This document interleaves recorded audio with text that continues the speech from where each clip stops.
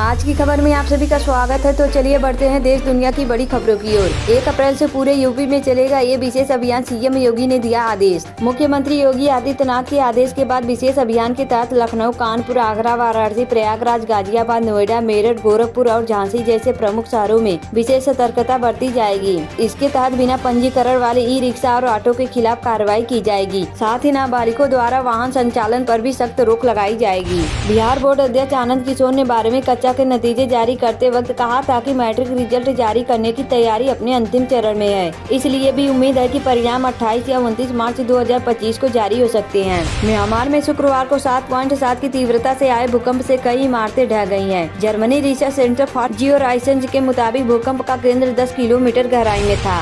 27 देश alert, third world war को लेकर चेतावनी जारी, 45 करोड़ जान खतरे में। यूरोपीय संघ ने अपने 45 करोड़ नागरिकों को आगाह किया है कि वे किसी भी आपात स्थिति के लिए तैयार रहें। रिपोर्ट के मुताबिक यूरोपीय संघ ने लोगों से कहा है कि वे कम से कम 72 घंटे के लिए जरूरी सामान जैसे कि खाना, पानी और अन्य आवश्यक चीजें पहले से इकट्ठा कर लें। ईद के मौके पर खुशियों की जगह डर का माहौल, 1000 से अधिक मुस्लिम लोगों के घर पर चलेगा बुलडोजर। इस बार ईद के मौके पर यूपी के अलीगढ़ जिले में कई मुस्लिम परिवारों के सर से छत छीन सकती है और इसके पीछे की वजह है वहां पर प्रशासन की तरफ से 1000 से अधिक मुस्लिम लोगों को घर खाली करने का नोटिस है। कैश कांड में जस्टिस यशवंत वर्मा को फिलहाल रात FIR दर्ज कराने से इनकार। यह मामला तब सुर्खियों में आया जब 14 मार्च को जस्टिस वर्मा के लुटियंस दिल्ली स्थित आवास स्टोर रूम में आग लगी, जिसके बाद वहां से भारी मात्रा में जले हुए नोट मिलने की बात सामने आई है। शिवसेना की धमकी से कुणाल कामरा की उड़ी नींद, मद्रास एसपी से अपील करते हुए कहा मेरी जान को खतरा है। Stand up comedian Kunal Kamra ने मद्रास उच्च न्यायालय का दरवाजा खटखटाया है। कामरा ने अपने खिलाफ दर्ज एक प्राथमिकी के संबंध में राजित अग्रिम जमानत मांगी है। कामरा के वकील ने कहा है कि स्टैंड अप कॉमेडियन को जान से मारने की धमकियां मिल रही हैं। होटल रेस्टोरेंट को सर्विस चार्ज देने के लिए बाध्य नहीं है ग्राहक, दिल्ली हाई कोर्ट का ग्राहकों के हक में बड़ा फैसला।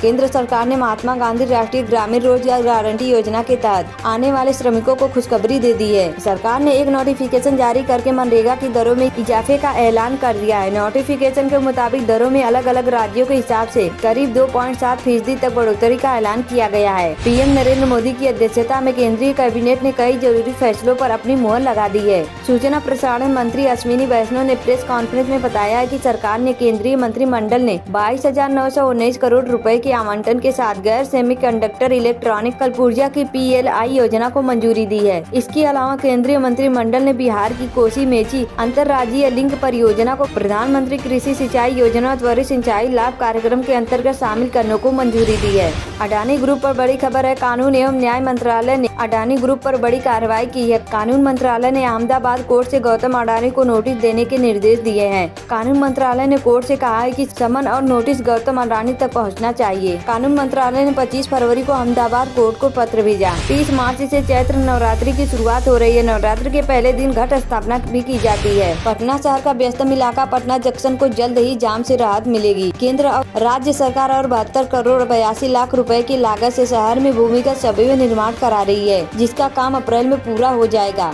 वहीं जंक्शन पर आम लोगों की सुविधा के लिए बन रहे मल्टी मॉडल हब का निर्माण पूरा हो चुका है। इसका उद्घाटन जल्द ही होगा। गुजरात हाई कोर्ट ने रेप के दोषी आसाराम को 3 महीने की जमानत दे दी है। यह जमानत उन्हें उनकी सेहत को देखते हुए मिली है और जस्टिस AS सुपेगिया ने उनकी जमानत को मंजूरी दी। पश्चिम बंगाल में भारतीय जनता पार्टी ने हाल के वर्षों में अपनी स्थिति मजबूत की है। हालांकि तृणमूल कांग्रेस अभी भी राज्य में एक प्रमुख ताकत बनी हुई है। इस बीच बीजेपी के नेता और प्रसिद्ध अभिनेता मिथुन चक्रवर्ती ने हाल ही में एक बयान दिया है, जिसे बीजेपी की चुनावी रणनीति का हिस्सा माना जा रहा है। नेपाल के राजशाही को लेकर चल रहे प्रदर्शन के बीच हालात बिगड़ने की खबर आई है। काठमांडू में राजशाही की बहाली समर्थकों और सुरक्षा बलों के बीच झड़प हुई है। इसमें एक शख्स की मौत हो गई है। राजा समर्थकों के हिंसक प्रदर्शन के मद्देनजर नेपाल के प्रधानमंत्री KP शर्मा ओली ने अपने आवास पर आपात बैठक बुलाई है। डोनाल्ड ट्रंप ने व्हाइट हाउस में इफ्तार पार्टी दी। इसमें मुस्लिम समुदाय ने कई नेता, डिप्लोमेट और सरकारी अधिकारी शामिल हुए। अगर आप ATM से बार बार पैसे निकालते हैं तो 1 मई 2025 अतिरिक्त शुल्क के लिए तैयार रहें। भारतीय रिजर्व बैंक ने नए नियमों के तहत मुफ्त निकासी सीमा समाप्त होने के बाद प्रति लेन देन 23 रुपए का शुल्क लगेगा। केंद्रीय कर्मचारियों के लिए बड़ी खुशखबरी है। दरअसल केंद्रीय मंत्रिमंडल ने शुक्रवार को सरकारी कर्मचारियों के लिए महंगाई भत्ते की वृद्धि को मंजूरी दे दी है। इस संशोधन के साथ DA 53% से बढ़कर 55% हो जाएगा।